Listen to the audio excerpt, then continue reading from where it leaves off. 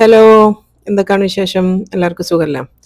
ഒരു എന്താ പറയുക, ഒരു നീണ്ട ഇടവേളയ്ക്ക് ശേഷമാണ് ഇന്ന് ഞാൻ വീഡിയോ ഇടുന്നത് കേട്ടോ. അപ്പോൾ എല്ലാവർക്കും ഇഷ്ടാവുമെന്ന് വിചാരിക്കുന്നത്. നല്ല റെസിപ്പിയാണ്. ഡിന്നറിനും അതുപോലെ തന്നെ ബ്രേക്ക്ഫാസ്റ്റിനും ഒക്കെ ഉണ്ടാക്കാൻ പറ്റുന്ന നല്ല അടിപൊളി ഹെൽത്തി ആയിട്ടുള്ള ഒരു ദോശയും അതുപോലെ തന്നെ നോർത്ത് ഇന്ത്യൻ സ്റ്റൈലിലുള്ള ഒരു കറിയാണ്. ഉള്ളിയൊന്നും വേണ്ട, പെട്ടെന്ന് ഉണ്ടാക്കാൻ പറ്റുന്ന നല്ല അടിപൊളി ടേസ്റ്റി ആയിട്ടുള്ള കറിയും ദോശയാണ് കേട്ടോ. അപ്പോൾ എല്ലാവരും കണ്ടു നോക്കണേ. അപ്പോൾ ഞാനൊരു വലിയൊരു കടായി വെച്ച് കൊടുത്തിട്ടുണ്ട്. അതിലേക്ക് ഇതാ 1 കിലോ ചിക്കനാണ് ഞാൻ എടുത്തത്. ചെറിയ പീസാക്കി മുറിച്ചതാണ് കേട്ടോ. നമ്മൾ കറി കട്ടാക്കിയിട്ട് നന്നായിട്ട് വെള്ളമൊക്കെ വാർത്തിയതിന് ശേഷം ആ ഒരു ചൂടായ കടായിലേക്ക് ഇട്ട് കൊടുക്കുക. എന്നിട്ട് നല്ല ഹൈ ഫ്ലെയിമിൽ വെച്ചിട്ട് ഈ ഒരു ചിക്കനിലുള്ള വെള്ളം നന്നായിട്ട് വറ്റിച്ചെടുക്കണം കേട്ടോ. നമ്മൾ ഹൈ ഫ്ലെയിമിലാക്കി വെക്കുന്ന സമയത്ത് തന്നെ ഈ ചിക്കനിൽ നിന്ന് നല്ലോണം വെള്ളം ഇറങ്ങി വരും. മാക്സിമം നമ്മൾ വെള്ളമൊക്കെ ഊറ്റി കളഞ്ഞിട്ടാണ് എടുത്തത്. എന്നാലും അത്യാവശ്യത്തിന് വെള്ളം ഉണ്ടാവും കേട്ടോ. അത് നന്നായിട്ടൊന്ന് വറ്റിച്ചെടുക്കുക. പെട്ടെന്ന് തന്നെ ആവട്ടെ, 2-3 മിനിറ്റ് മതി. അപ്പോഴത്തേക്ക് തന്നെ ആ ഒരു വെള്ളമൊക്കെ നന്നായിട്ട് വറ്റി വന്നോളും. ഇപ്പോൾ നമ്മൾ വെള്ളമൊക്കെ ഓൾമോസ്റ്റ് ഒന്ന് വറ്റിയിട്ടുണ്ട്. ഇങ്ങനെ ഒന്ന് ഏകദേശം ഒന്ന് വറ്റിക്കഴിഞ്ഞാൽ നമ്മൾ ഇതിലേക്ക് എണ്ണയാണ് ഒഴിച്ച് കൊടുക്കേണ്ടത്. ഏതെങ്കിലും ടൈപ്പിലുള്ള ഓയിൽ ഒഴിച്ച് കൊടുക്കുക കേട്ടോ. ഞാനിവിടെ സൺഫ്ലവർ ഓയിലാണ് എടുത്തത്. ഒരു കുറച്ചധികം വേണം, 2 ടേബിൾ സ്പൂൺ പോരാ, ഒരു 4 ടേബിൾ സ്പൂണോളം ഒഴിച്ച് കൊടുക്കുക. ഇപ്പോൾ ഇതിലുള്ള ആ ഒരു ചിക്കൻ്റെ വെള്ളവും അതുപോലെ തന്നെ ഓയിലും രണ്ടും കൂടെ മിക്സ് ആയിട്ടാണ് വരിക കേട്ടോ. കുറച്ചൊരു ചെറുതായിട്ടൊന്ന് ഇങ്ങനെ തെറിക്കും, പുറത്തേക്ക് ഇങ്ങനെ പൊട്ടി തെറിക്കും. അതിൽ ആ വെള്ളം ബാക്കിയുള്ളതുകൊണ്ടാണ്. അപ്പോൾ അതൊക്കെ വെള്ളത്തിൻ്റെ അംശമൊക്കെ പോയി നന്നായിട്ട് ഇതൊന്ന് ഇങ്ങനെ ഒന്ന് ചെറുതായിട്ടൊരു മൊരിഞ്ഞ പാകത്തിൽ ആയി വരും. ഇപ്പോൾ വേണ്ടില്ല, ഏകദേശം ഇപ്പം തന്നെ നമ്മളെ ചിക്കൻ ഒരു പകുതിയോളം വെന്തിട്ടുണ്ട് കേട്ടോ. വെന്ത് കഴിഞ്ഞിട്ടുണ്ട്, പകുതിയാണ് ഇനി ബാക്കി. ഇങ്ങനെ ആയിക്കഴിഞ്ഞാൽ ഇനി ഇതിലേക്ക് 1 ടേബിൾ സ്പൂൺ ഇഞ്ചി വെളുത്തുള്ളി പേസ്റ്റാണ് ചേർത്ത് കൊടുക്കുന്നത്. അതും ഇതിലിട്ടിട്ട് നന്നായിട്ടൊന്ന് എന്താ പറയുക, വഴറ്റിയെടുക്കുക. ഒരു 1-2 മിനിറ്റ് മാക്സിമം കേട്ടോ. നന്നായിട്ടൊന്ന് വഴറ്റിയെടുക്കുക. ആ ഒരു ഇഞ്ചി വെളുത്തുള്ളിൻ്റെ ഒക്കെ ഒരു പച്ചമണമൊക്കെ ഒന്ന് മാറുന്ന വരെ നന്നായിട്ടൊന്ന് മിക്സ് ചെയ്ത് കൊടുക്കുക. അതൊക്കെ ഒന്ന് മാറിയെന്ന് കണ്ടു കഴിഞ്ഞാൽ 2 മിനിറ്റ് കഴിഞ്ഞാൽ തക്കാളിൻ്റെ പ്യൂരിയാണ് ചേർക്കുന്നത്. ഇതെന്ന് വെച്ചാൽ ഞാനിവിടെ ഉപയോഗിച്ചത് ടിന്നിലുള്ള തക്കാളിയാണ്. അപ്പോൾ അത് കിട്ടാത്ത ആൾക്കാരാണെങ്കിൽ 2-3 തക്കാളി നമ്മളൊന്ന് ബോയിൽ ചെയ്തതിന് ശേഷം വെള്ളം ചേർക്കാണ്ട് അരച്ചെടുത്താൽ മതി.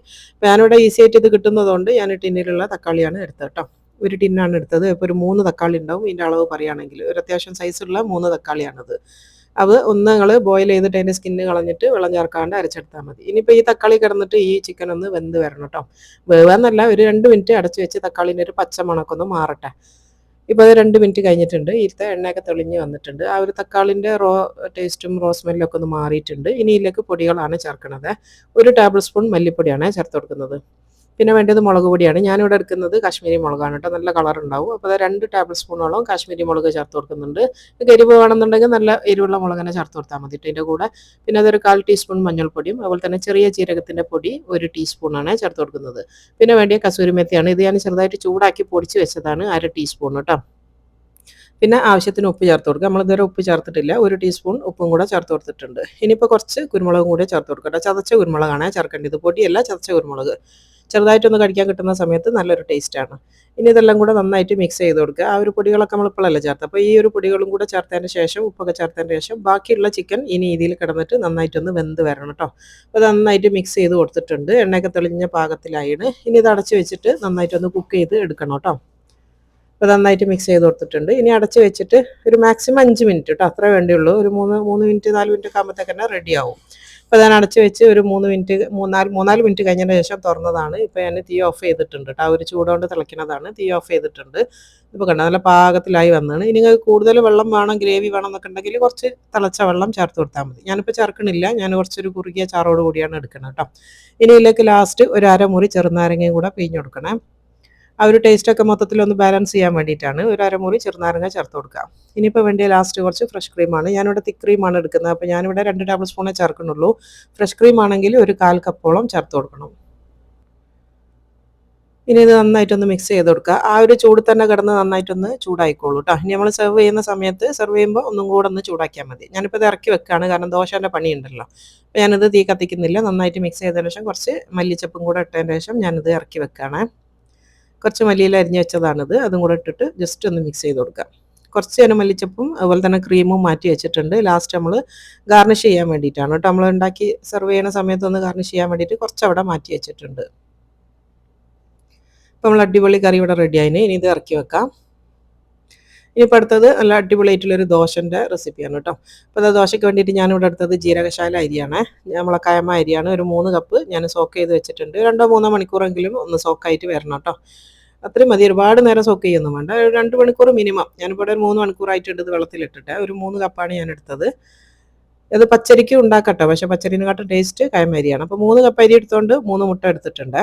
ഒരു കപ്പിന് ഒരു മുട്ട എന്നുള്ളതാണ് കണക്ക്. പിന്നെ വേണ്ടത് അരക്കാൻ വേണ്ടിയിട്ട് കുറച്ച് തേങ്ങാപ്പാലാണ് വേണ്ടത്. തേങ്ങാപ്പാലിന് അങ്ങനെ അളവൊന്നുമില്ല, നമുക്ക് എത്രയാണോ അരക്കാൻ വേണ്ടി അതിനനുസരിച്ച് തേങ്ങാപ്പാലും എടുത്ത് വെക്കുക. ഇനിയിപ്പോൾ തേങ്ങാപ്പാലും അവിടെ മാറ്റി വെക്കുക. ഇനി നമ്മളെ മെയിൻ ഇൻഗ്രീഡിയൻറ്റ് എന്ന് പറയുന്നത് ഒരു വലിയ സൈസുള്ള ഒരു ബീട്രൂട്ടാണ് ഞാൻ എടുത്തത്. അത് ചെറുതായിട്ട് മുറിച്ചിട്ട് ഞാനൊന്ന് കുറഞ്ഞ വെള്ളത്തിൽ ഒന്ന് വേവിച്ചെടുത്തിട്ടുണ്ട്. 2 വിസിൽ വരുന്നവരെ കുക്കറിലൊന്ന് വേവിച്ചാൽ പെട്ടെന്നായി കിട്ടും കേട്ടോ. നന്നായിട്ട് വേവണം. ഇപ്പോൾ പച്ചക്കന്നെ അരച്ച് കഴിഞ്ഞാൽ ആ ഒരു പച്ച ടേസ്റ്റ് ഉണ്ടാവും ദോശയ്ക്ക്. അപ്പോൾ അങ്ങനെ വേവിച്ചെടുത്ത് കഴിഞ്ഞാൽ ആ ഒരു ടേസ്റ്റ് ഒന്നും അറിയില്ല, കുട്ടികൾക്കൊക്കെ ഇഷ്ടപ്പെടും. അതിൻ്റെ പ്രത്യേകമായിട്ട് അങ്ങനെ ഒരു ഫ്ലേവറൊന്നും വരില്ല. അപ്പോൾ നന്നായിട്ട് വേവിച്ചെടുത്തതാണ് 2 വിസിൽ കേട്ടോ. അപ്പോൾ ഇത്ര സാധനങ്ങൾ നമ്മൾ എടുത്ത് വെക്കുക: അരി, മുട്ട, ബീട്രൂട്ട്, അതുപോലെ തന്നെ തേങ്ങാപ്പാൽ. ഇതെല്ലാം കൂടാണ് ഇനി നമ്മൾ അരക്കാൻ വേണ്ടി പോകണം കേട്ടോ.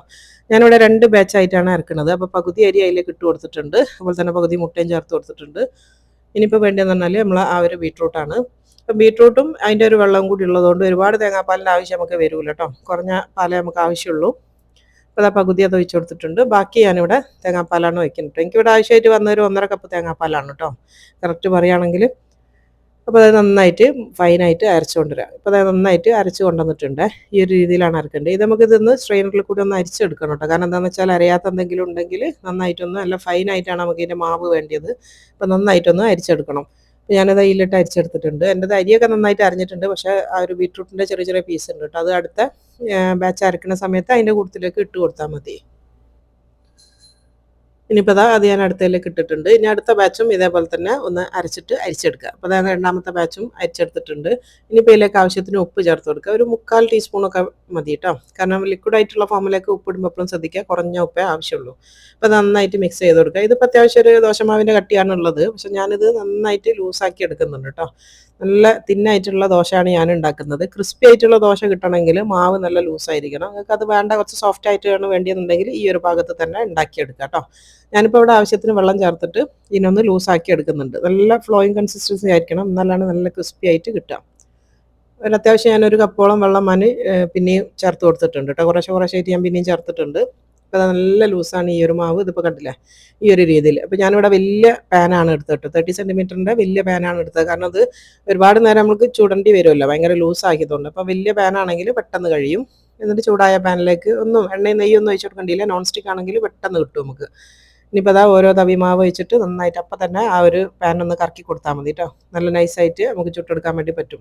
ഞാൻ പറഞ്ഞാൽ ഇത് ഞാൻ ക്രിസ്പി ആയിട്ടാണ് ഉണ്ടാക്കുന്നത്. നിങ്ങൾക്ക് നല്ല സോഫ്റ്റ് ആയിട്ടാണ് വേണ്ടിയെങ്കിൽ ഞാൻ ആദ്യം കാണിച്ച നമ്മൾ അരച്ചില്ലേ, നമ്മൾ വെള്ളം ചേർക്കാണ്ട് അതങ്ങനെ തന്നെ അങ്ങ് ഉണ്ടാക്കിയാൽ മതി. ഇനിയിപ്പോൾ അത് പെട്ടെന്നാവട്ടെ, ഒരു 10 സെക്കൻഡ് അല്ലെങ്കിൽ ഒരു 15 സെക്കൻഡൊക്കെ ആവശ്യമുള്ളൂ ഒരു ഭാഗം ഒന്ന് വെന്ത് വരാൻ വേണ്ടിയിട്ട്. അപ്പോൾ അങ്ങനെ ആയിക്കഴിഞ്ഞാൽ ഞാനിത് ചെറുതായിട്ടൊന്ന് ഗീ ഉരുക്കി വെച്ചിട്ടുണ്ട്, നല്ല നെയ്യിൽ. പക്ഷെ ഒന്ന് അത് ഞാൻ ബ്രഷിൽ ചെറുതായിട്ടിട്ടോ, ബ്രഷിൽ ഞാൻ ചെറുതായിട്ടൊന്ന് തൊട്ട് കൊടുക്കുന്നേ ഉള്ളൂ. ഒരു ടേസ്റ്റും സ്മെല്ലും ഒക്കെ വരാൻ വേണ്ടിയിട്ടാണ്. അത് നിർബന്ധമില്ല, ഓപ്ഷണലാണ്. വേണമെങ്കിൽ മാത്രം ചേർത്താൽ മതി. നെയ്യിൻ്റെ ഒന്നും ആവശ്യമില്ലാണ്ട് തന്നെ നമുക്കിത് ചുട്ടെടുക്കാം. ഇനിയിപ്പോൾ അതൊന്ന് തിരിച്ചിട്ട് കൊടുക്കുന്നുണ്ട്. നന്നായിട്ട് മറുഭാഗം ഒന്ന് ഒരു 10-15 സെക്കൻഡ് മാക്സിമം അത്രേ ഉള്ളൂ. അപ്പോഴത്തേക്ക് തന്നെ വെന്ത് വരും. കാരണം മാവ് അത്രയും ലൂസായിട്ടല്ലേ ഉള്ളത്, അപ്പോൾ പെട്ടെന്ന് വേവും. ഇപ്പോൾ നമ്മളെ ഫസ്റ്റത്തെ ദോശ ഇവിടെ റെഡി ആയിട്ടുണ്ട്. ഇതിന് ഞാൻ എടുക്കുകയാണ്. ഇതേപോലെ ഇനി ബാക്കിയുള്ളത് മൊത്തം ഇതേപോലെ തന്നെ ഒന്ന് ചുട്ടെടുക്കണം കേട്ടോ. അപ്പോൾ രണ്ടാമത്തെ ഇവിടെ ചുട്ടെടുക്കുന്നുണ്ട്. ഈസിയാണ്, പെട്ടെന്ന് ആവും കേട്ടോ. കാരണം ഞാൻ പറഞ്ഞല്ലോ, ഒരുപാട് നേരം വേവിക്കാനൊന്നുമില്ല, പെട്ടെന്നായി കിട്ടും.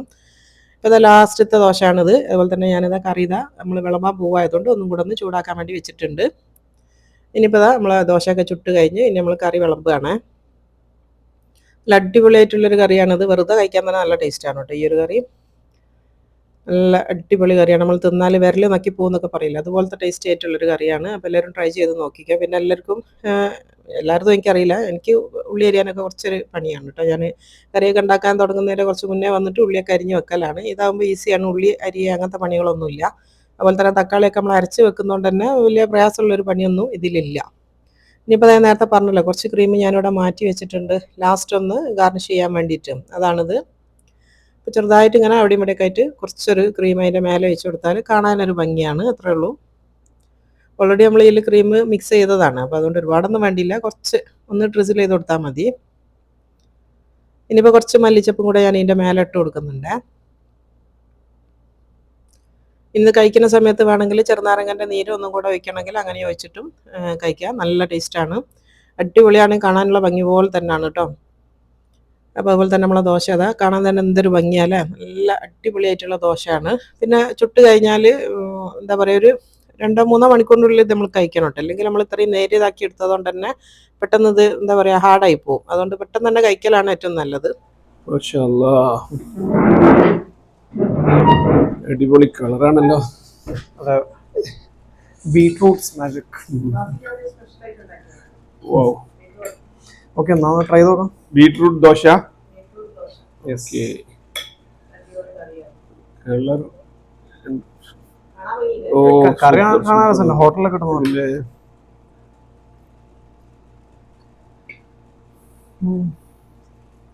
കറി കൂട്ടണ്ട, ആദ്യം അതൊന്ന് ദോശ സെപ്പറേറ്റ് ആയിട്ട് നിർത്താം. പിന്നെ ചിക്കൻ സ്പെഷ്യൽ പേരെന്തോണ്ടോ?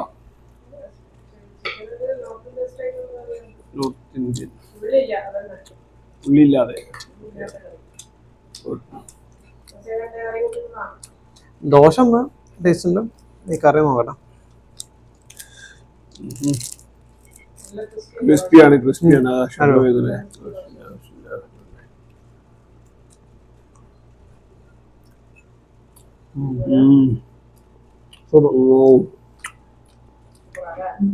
ഇത് ബീട്രൂട്ട് കൂടെ ആകുമ്പോൾ അതിന്റെ ഹെൽത്ത് ബെനിഫിറ്റ്സ് ഉണ്ടാവും.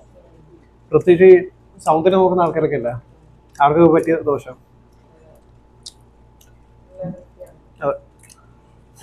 ഈ വീഡിയോക്ക് വേറെ പ്രത്യേകതകളുണ്ട് വാസി. നമ്മളിപ്പോ 100K സബ്സ്ക്രൈബേഴ്സ് ആയിട്ടുള്ള ഫസ്റ്റ് വീഡിയോ ആണ്. 100K ഒരു ലോങ് ബ്രേക്കിന് ശേഷം അല്ലേ? അതെ, സത്യത്തിൽ കൂടെ ഇത്രയും നല്ല വീഡിയോ ഒക്കെ ഇട്ടിട്ട് നമുക്ക് ധാരാളം വേണ്ടി 4 വർഷം ഉമ്മന്റെ കഠിന ഹാർഡ് വർക്ക് കാരണം അത് ആയപ്പോഴത്തേക്ക് റമദാൻ വന്നു, ഉമ്മന്റെ വീഡിയോ ഒന്നും പോയി. ഇനി ഇതിൽ നിന്നൊരു പുതിയൊരു സ്റ്റാർട്ടാണ് നമുക്ക്, നല്ല അടിപൊളിയാവും. ഇനി 200 ആകാൻ ഒട്ടും താമസം ഉണ്ടാവില്ല എന്ന് വിചാരിക്കുക. എല്ലാവരുടെ സപ്പോർട്ട് ഉണ്ടാവും തീർച്ചയായിട്ടും. All the best.